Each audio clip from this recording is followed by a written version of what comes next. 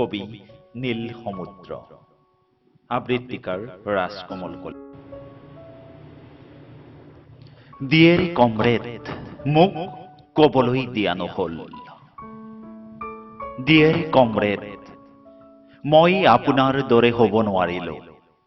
ভূমিষ্ঠ হৈ বেকা ওঠৰ কান্দোনেৰে ঘোষণা কৰিব বিচাৰিছিলো মোৰ আগমনী বাৰ্তা। প্ৰতিবাদ কৰিব বিচাৰিছিলো অসত্য সমাজ ব্যৱস্থাপনাৰ, কিন্তু নোৱাৰিলো। পৰম মমতাৰ চলেৰে কৌশলী মাতৃয়ে মোৰ মুখত গুজি দিছিল স্তন। মাতৃৰ বাৎসল্যত স্তব্ধ হৈ পৰিলো। আপুনি কিদৰে পাৰিছিল স্বাধীনতাৰ সপোন দেখিবলৈ? দিয়েৰি কমৰেড, এদিনাখন কঁপি কঁপি উঠি থিয় হৈছিলো অদম্য হেঁপাহেৰে এখোজ দুখোজকৈ আগবাঢ়ি গলো। জগতক জনাই দিব বিচাৰিছিলো মোৰ সংগ্ৰামৰ কথা।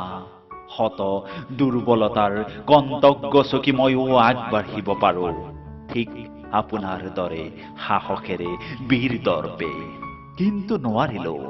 বাগৰি পৰি যাব পাৰো বুলি দেউতাই হাতখনেই নেৰিলে। দিয়েৰি কমৰেড, মায়ে কৈছিল স্কুললৈ গলে মানুহ হ'ব পাৰি। সেই লালসাৰে ডাঠ ডাঠ কিতাপ বহি লৈ স্কুললৈ গলো। কিন্তু কি আশ্চৰ্য, ছাৰে কলে অফিচাৰ হবলৈ হলে ভালদৰে পঢ়িব লাগিব।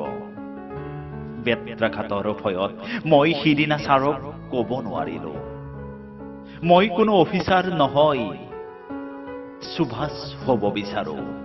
শাসনতন্ত্ৰৰ গোলামী নহয়, আজাদী বিচাৰো।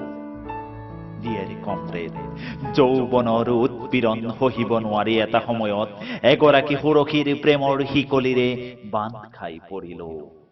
ৰঙীন কৰি দিব বিচাৰিছিলো প্ৰেমৰ ৰং ধেনুৰে গোটা বিশ্ব, কিন্তু সুৰক্ষীৰ দেউতাকৰ ৰঙা চকু দেখি উভতি আহিলো। সিদিনাও নোৱাৰিলো, কব নোৱাৰিলো, বৰ ভাল পাওঁ আপোনাৰ জীয়েকক। ইমান সাহস আপুনি ক'ৰ পৰা পাইছিলে? আপুনি কেনেকৈ চাহাবসকলৰ পৰা খুজিছিল স্বৰাজ? দিয়েৰি কমৰেড, বন্দিত্বৰ শিকলিৰে আজিও বন্দী আমি আপোনাৰ দেশৰ আপোন মানুহৰ হাতত। তেওঁলোকৰ কোনোবা পুঁজিপতি, কোনোবা শাসক। দিয়েৰি কমৰেড, সেই বন্দিত্বৰ শিকলি ছিঙি যদি সত্য কথা কব বিচাৰো, তেতিয়াই দেখা পাও মৃত্যুৱে মোক অট্টহাস কৰি আছে।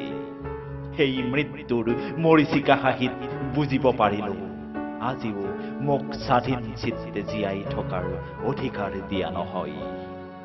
দিয়েৰি কমৰেড, জন্ম মৃত্যুৰ সাকু বগাই আগবাঢ়ি গৈ আছো, কিন্তু নোৱাৰিলো চেপা আৰ্তনাদ প্ৰকট কৰিব, কাৰণ মোক একো কবলৈ দিয়া নহল। দিয়েৰি কমৰেড, অমৰ হওক আপুনি, আপোনাৰ সাহস অপাৰ। হৃদয়ৰ পৰা জনালো আপোনাক এতিবাৰ লাল চালাম।